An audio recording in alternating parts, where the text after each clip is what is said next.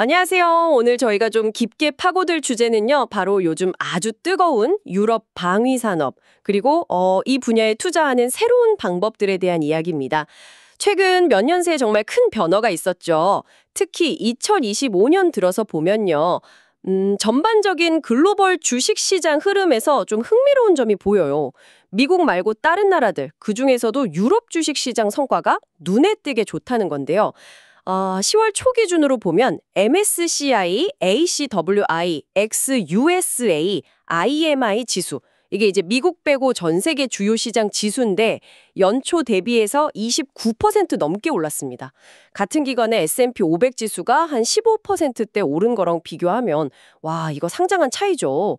유럽 시장이 이렇게 강한 데는 뭐 여러 이유가 있겠지만 오늘 저희가 주목할 건 바로 이 방위 산업의 부상입니다. 네, 유럽 여러 나라들이 국방 예산을 막 경쟁적으로 늘리고 있어요. 수십 년간 이어진 뭐랄까 평화 배당 시대가 끝나고 다시 안보 투자가 중요해진 건데요. 그렇죠. 러시아의 우크라이나 침공 같은 이런 지정학적 위기가 아무래도 이런 변화를 확 앞당긴 면이 크죠. 이미 나토 회원국 중에 23곳, 대부분 유럽 국가들인데 GDP의 2% 이상을 국방비로 쓰고 있고요. 2025년까지는 이걸 관련 지출 다 포함해서 5%까지 올리겠다는 그런 목표까지 나오고 있습니다. 이건 뭐 정말 어마어마한 규모의 예산 증액이에요. 이런 큰 변화의 흐름에 좀 올라타 보려는 투자자들을 위해서 유럽 방위 산업에 딱 특화된 상장지수 펀드 ETF 두 개가 시장에 나왔습니다. 바로 EUAD랑 WDEF인데요. 오늘 저희는 이 두 ETF가 그냥 이름만 다른 게 아니고 어떤 좀 근본적인 차이가 있는지, 그리고 각각 어떤 투자 기회랑 또 고려할 점들을 가지고 있는지 아주 속속들이 파헤쳐 보려고 합니다. 네, 여러분이 이 두 가지 옵션을 명확히 이해하시고 또 스스로에게 맞는 판단을 내리시는 데 도움을 드리는 게 오늘의 목표입니다. 자, 그럼 본격적으로 시작해 볼까요? 유럽 국방비 지출 증가 추세는 뭐 분명해 보이는데 여기에 그럼 어떻게 투자해야 할까요? 그냥 뭐 범유럽 주식 ETF 사면 되는 거 아니냐 이렇게 생각할 수도 있어요. 근데 그렇게 하면 뭐 자동차, 금융, 소비재 이런 다른 수많은 산업에도 같이 투자하게 되니까 정작 방위 산업에는 내가 원하는 만큼 집중하기가 좀 어려울 수 있습니다. 반대로 특정 방산기업 주식을 직접 고르자니 어떤 기업이 진짜 수혜를 볼지 분석하는 것도 만만치 않고 위험 부담도 좀 크고요. 맞습니다. 바로 그런 고민을 좀 해결해 줄 수 있는 대안으로 이 EUAD Select STOX 유럽 에어로스페이스 앤드 디펜스 ETF죠. 그리고 WDEF Wisdom Tree 유럽 디펜스 펀드 같은 테마 ETF가 주목받는 겁니다. 이런 ETF들은 유럽 방위 산업이라는 특정 테마에 뭐랄까 핀셋처럼 딱 집중 투자할 수 있게 해주거든요. 광범위한 시장 지수 투자의 그런 희석 효과는 피하면서 개별 종목 선택의 복잡함이나 위험은 줄여주는 효과가 있는 거죠. 말하자면 좀 거시적인 트렌드에 올라타면서도 어느 정도는 선별된 바구니를 제공하는 셈입니다. 그럼 먼저 EUAD부터 좀 자세히 들여다볼까요?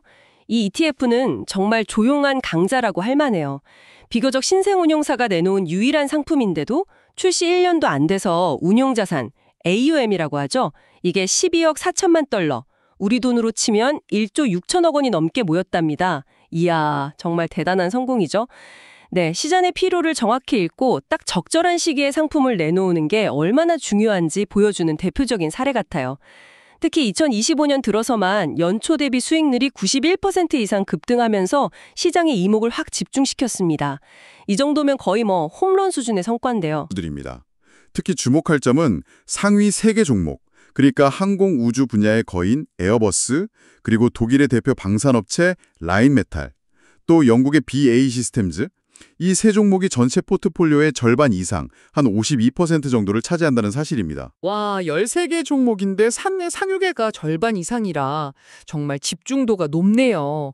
그만큼 이들 대형 기업에 대한 확신이 아주 강하다. 뭐 이렇게 해석할 수도 있겠어요? 그렇습니다.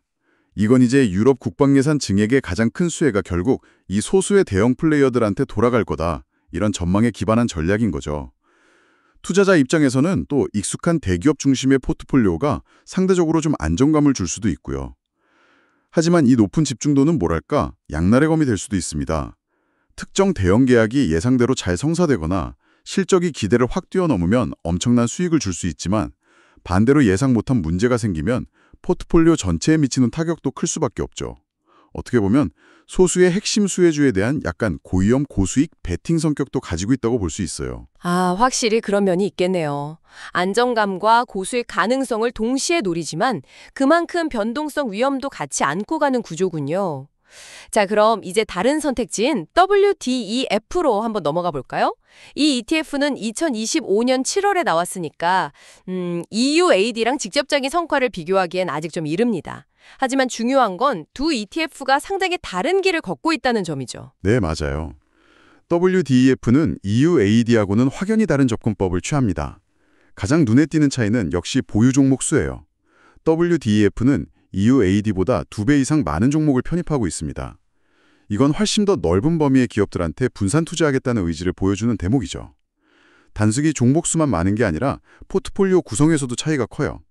WDEF는 전체 자산의 약 18.63%를 중소형주에 할당하고 있습니다. 중소형주 비중이 꽤 높네요. 거의 5분의 1 가까이 되는데요. 미국 투자자들한테는 이름조차 좀 낯선 유럽의 중소형 방산 기업들이 많을 것 같은데 이 점이 WDF의 핵심 특징이라고 볼 수 있을까요? 정확합니다. 이 중소형주 편입이 WDF 전략의 핵심 중 하나예요. 이들 중 상당수는 말씀하신 대로 해외 투자자들한테는 잘 알려졌거나 그 가치를 제대로 평가받지 못했을 가능성이 있습니다. 하지만 이 숨겨진 보석 같은 기업들 중 일부는 최근 몇 년간 정말 보기 드물었던 강력한 성장세를 보여주고 있거든요. 단순히 규모가 작다고 해서 그 잠재력까지 작다고 봐서는 안 됩니다. 때로는 좀 민첩하고 혁신적인 중소형 기업들이 거대 기업보다 더 빠르게 성장 기회를 잡고 성과를 내기도 하니까요. 게다가 WDF에 포함된 일부 소형주들은 단순히 그냥 전통적인 무기 제조사를 넘어서 첨단 기술 기업하고 비슷한 그런 성장 프로필을 보이기도 합니다. 예를 들면 드론 방어 시스템, 사이버 보안 솔루션, 인공지능 기반의 감시 정찰 기술 같은 거 개발하는 기업들이죠. 이런 기업들은 유럽 내수 시장을 넘어서 전 세계적으로 새로운 비즈니스 기회를 만들어낼 잠재력을 가지고 있습니다. 그리고 현재 유럽 중소형주 시장 자체가 미국 중소형주 시장보다 상대적으로 좀 좋은 성과를 보이고 있다는 점도 WDF가 이런 전략을 쓰는 배경 중 하나일 수 있고요.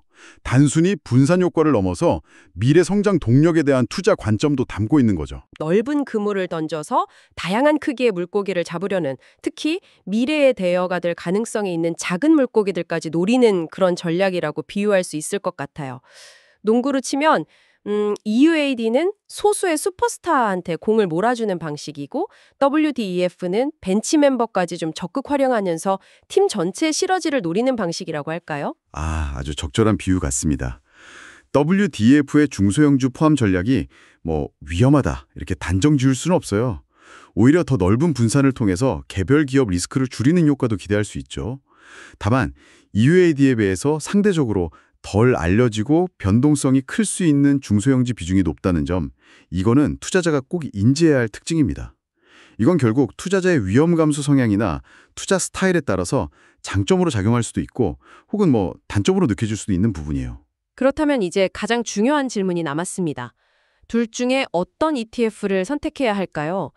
정말 어려운 방어 결정, 터프 디펜스 디시전이 아닐 수 없네요. EUAD는 이미 90%가 넘는 인상적인 단기 수익률을 딱 증명했고 에어버스나 라인메탈 같은 익숙한 대형주 중심이니까 심리적으로 좀 안정감을 주고요. 반면에 WDF는 이제 막 출발선에 섰지만 더 많은 종목으로 분산 효과를 높이고 특히 잘 찾아보면 높은 성장 잠재력을 가진 중소형 히든 챔피언들을 발굴할 기회를 제공하죠. 여기서 중요한 건 EUAD의 과거 성과가 미래 수익을 보장하지는 않는다는 점, 그리고 WDF의 중소형주 포함 전략이 반드시 더 높은 수익으로 이어진다는 보장도 없다는 점입니다. 각 전략의 장단점을 명확히 이해하는 게 중요해요. 비용 측면도 빼놓을 수는 없죠. WDF의 연간 총 보수 비용, TER이라고 하죠, 이게. 0.45%로 EUAD의 0.50%보다 약간 낮습니다. 1만 달러 투자한다고 가정하면 연간 한 $5 정도 차이인데요. 아주 큰 금액은 아니지만 장기 투자할 때는 누적 효과가 있을 수 있습니다. 하지만 늘 그렇듯이 비용이 조금 싸다는 이유만으로 투자 결정을 내리는 건 바람직하지 않아요. 낮은 비용이 반드시 우수한 운용 능력이나 더 높은 수익률을 의미하는 건 아니니까요. 전체적인 전략과 구성, 그리고 자신의 투자 목표와 얼마나 잘 맞는지 이런 걸 종합적으로 고려해야 합니다. 맞습니다. 결국 선택은 여러분 각자의 투자 철학과 목표, 그리고 얼마나 위험을 감수할 의향이 있는지에 달려 있는 것 같아요. 소수의 검증된 대형주에 집중 투자해서 유럽 국방비 증액의 직접적인 수혜를 노리고 싶다. 그리고 이미 시장에서 증명된 성과를 좀 중시한다 하시면 EUAD가 더 마음에 드실 수 있습니다.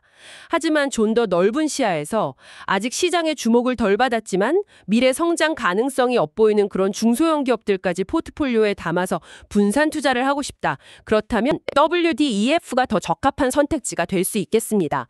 여러분의 투자 성향은 이 둘 중에 어디에 더 가깝다고 생각하시나요? 한번 고민해 볼 만한 지적입니다. 오늘 저희는 유럽 방위산업이라는 이 뜨거운 테마에 투자하는 두 가지 흥미로운 ETF, EUAD와 WDEF를 좀 심층적으로 비교 분석해봤습니다.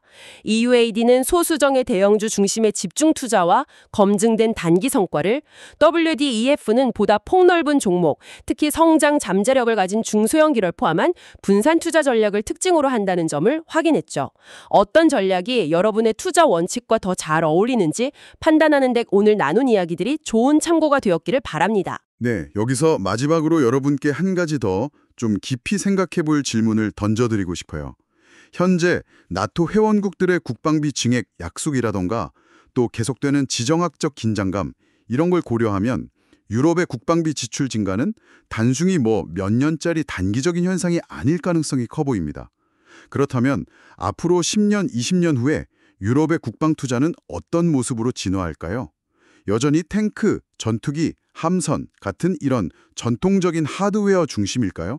아니면 점점 더 중요해지는 사이버 안보, 인공지능 기반의 자율 무기 시스템, 또 우주 공간에서의 방위 능력 같은 이런 새로운 영역으로 투자의 무게중심이 크게 이동할까요? 이러한 미래 국방 지출의 유형 변화는 오늘 저희가 살펴본 이 두 ETF의 장기적인 성과에 어떤 영향을 미칠 수 있을지 한번 생각해 봐야 합니다. 예를 들어서 만약 미래 국방 투자가 첨단 기술이나 소프트웨어 중심으로 빠르게 전환된다면 혁신적인 중소형 기술 기업들을 다수 포함한 WDEF 같은 구조가 장기적으로도 유리할 수도 있겠죠. 반대로 대규모 플랫폼 중심의 투자가 계속 중요하게 유지된다면 핵심 대형주에 집중하는 EUEAD가 꾸준한 성과를 낼 수도 있을 거고요. 단순히 지금 어떤 펀드가 더 좋아 보이는가, 이걸 넘어서 미래의 변화 방향성까지 예측하고 자신의 투자 전략에 반영하는 것, 이게 장기적인 성공의 열쇠가 될 수 있습니다. 이 질문에 대한 답을 찾아가는 과정 자체가 여러분의 투자 안목을 넓히는 계기가 될 거라고 생각합니다. 오늘 저희와 함께 이 복잡하면서도 또 중요한 주제를 탐색해 주셔서 감사합니다. 다음에도 여러분의 지적 갈증을 해소해 드릴 깊이 있는 분석으로 돌아오겠습니다.